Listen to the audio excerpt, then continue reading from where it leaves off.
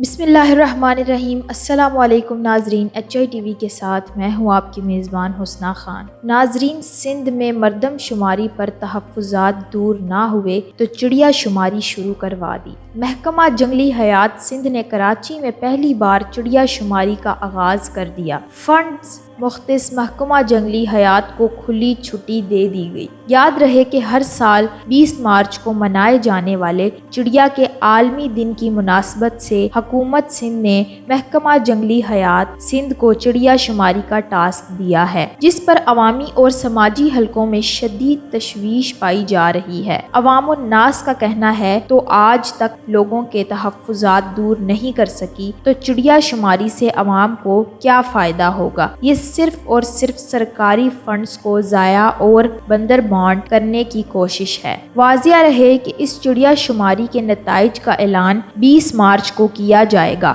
واضح رہے کہ مہم کے دوران ملنے والی چڑیا کی ویڈیوز اور تصاویر بنانے کے ساتھ ان کی لوکیشن بھی نوٹ کی جا رہی ہے، جس پر فنڈز کا بے دریغ استعمال کیا جا رہا ہے۔